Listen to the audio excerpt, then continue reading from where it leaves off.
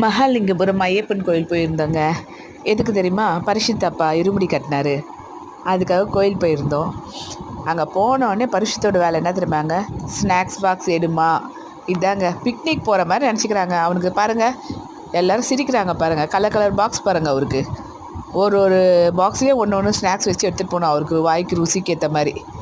எல்லாம் ரொம்ப சிரிக்க ஆரம்பிச்சிட்டாங்க. பரிசு ஸ்நாக்ஸ் கேட்டு சாப்பிட்றத பார்த்தோன்னே எடுத்து, நீங்கள் எது வேணால் சிரிங்க, எனக்கு கவலை இல்லை, எனக்கு ஸ்நாக்ஸ் வேணும், அதுக்கப்புறம் சாமி பார்க்க வரேன் அப்படின்ட்டாங்க பரிசுத்து. செம்ம க்ரௌடுங்க.